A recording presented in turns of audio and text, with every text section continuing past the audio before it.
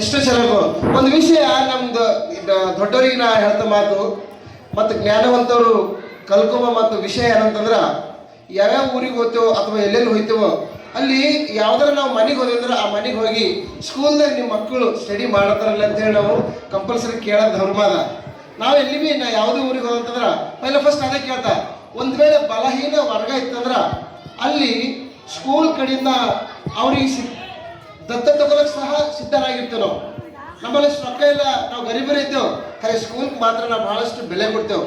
ಯಾಕಂದ್ರೆ ಆ ಸ್ಕೂಲ್ ನಮಗೆ ಹತ್ತಿಲ್ಲ, ಮುಂದೆ ನಮ್ಮ ಮಕ್ಕಳಿಗೆ ಹತ್ತಿಲ್ಲ, ಖರೆ ಇನ್ನೂ ಯಾರ ಉದ್ಧಾರ ಆಯ್ತಾರ ನಮ್ಮ ಆಶೆಲಿಂದ ನಾವು ಸ್ಕೂಲ್ ಮೇಲೆ ಬಹಳಷ್ಟು ಗಮನ ಇಡ್ತೇವೆ. ಕರ್ನಾಟಕ ಹೋಗ್ಲಿ, ಮಹಾರಾಷ್ಟ್ರ ಹೋಗ್ಲಿ, ತೆಲಂಗಾಣ ಹೋಗ್ಲಿ, ನಾ ಪೈಲೆ ಫಸ್ಟು ಮಕ್ಕಳಿಗೆ ಸ್ಕೂಲ್ ಮೇಲೆ ನಾ ಹೆಚ್ಚಿಗೆ ಪ್ರಿಪೇರೆನ್ಸ್ ಕೊಡ್ತಾರೆ ಮತ್ತು ಸ್ಕೂಲ್ ಮೇಲೆ ಅವರಿಗೆ ಹೆಚ್ಚಿಗೆ ಮಾತಾಡ್ತಾರೆ.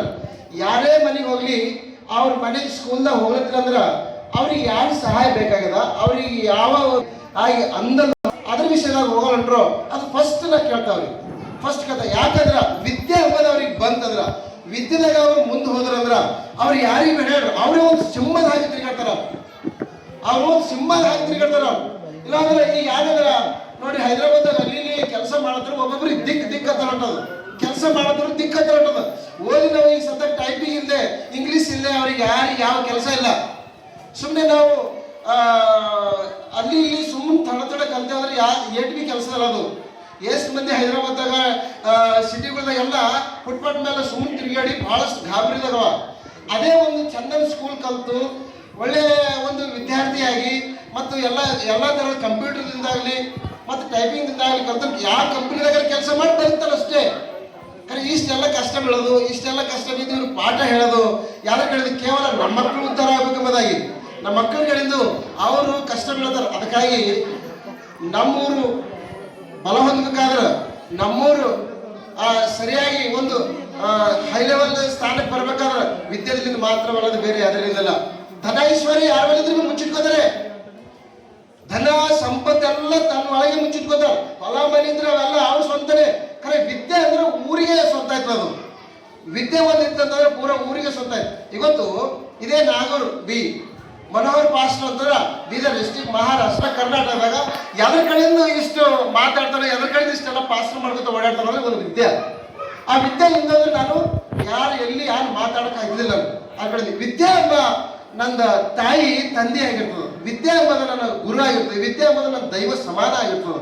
ಅದಕ್ಕಾಗಿ ವಿದ್ಯೆ ಕಲಿಸುವ ಪಾಠದ ಗುರುಗಳಿಗೆ ನಾನು ಒಂದಿನ ಹೇಳಿ, ನೀವೆಲ್ಲರೂ ನಮ್ಮ ಊರಿಗೆ ಇನ್ನೂ ಹೆಚ್ಚಾಗಿ ಕಲಿಸ್ರಿ.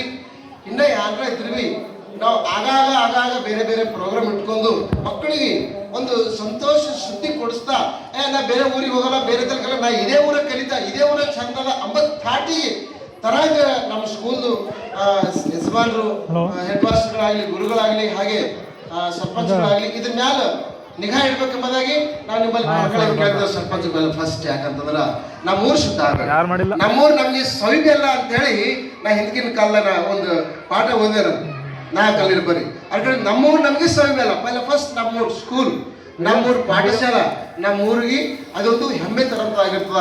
ಎಷ್ಟೇ ಯಾರಿದ್ರು ಬಿ, ಎಷ್ಟೇ ಸಾವುಕಾರ ಯಾರಿದ್ರು ಬಿ ಅದು ಯಾರು ದಂಧೆ ಮಾಡೋದು. ಒಂದು ಸ್ಕೂಲ್ ನಮ್ಗೆ ಇನ್ನೂ ಒಂದು ಸ್ಟ್ರೆಂತ್ ಬೆಳೀತಾ ಹೋದಂದ್ರೆ ನಮ್ಮೂರು ಕಣ್ಣಿಗೆ ಕಾಣಿಸ್ತದ. ಅದ್ರ ಕಡೆದು ನೀವೆಲ್ಲರೂ ಇದ್ರ ಮೇಲೆ ಗಮನ ಇಡಬೇಕು ಮತ್ತು ಗುರುಗಳಿಗೆ ಹೆಲ್ಪ್ ಮಾಡಬೇಕು. ಅಂದ್ರೆ ರೊಕ್ಕದ್ರಿಂದ ಅಲ್ಲ, ಖರೆ ಅಂದ್ರೆ ಅವ್ರಿಗೆ ಮಾನ ಮರ್ಯಾದೆಯಿಂದ ಅವ್ರಿಗೆ ದೊಡ್ಡ ಸ್ಥಾನಕ್ಕಿಲ್ಲಿಂದ ಬಂದು ಅವರ ಯಾವ್ದೋ ಒಂದ್ಸಲ ಭೇಟಿ ಆಯ್ತಾ ನಿಮ್ಮೆಲ್ಲರ ಬೆಂಬಲ, ನಿಮ್ಮೆಲ್ಲರ ಒಂದು ಧೈರ್ಯ ಅವ್ರಿಗೆ ಇರ್ತದ. ನಮ್ಮ ಊರಾಗ ಈಗ ಹೇಳ ಎಷ್ಟು ಚಂದ ನಾಗರುತ್ತೆ, ಇನ್ನೂ ಚಂದ ಆಗ್ಬೇಕು ನಾಗ. ಇಷ್ಟ ಮಾತು ಹೇಳಿ ನಮ್ಗೆ ಇಷ್ಟ. ಜೈ ಹಿಂದ್, ಜೈ ಭಾರತ್.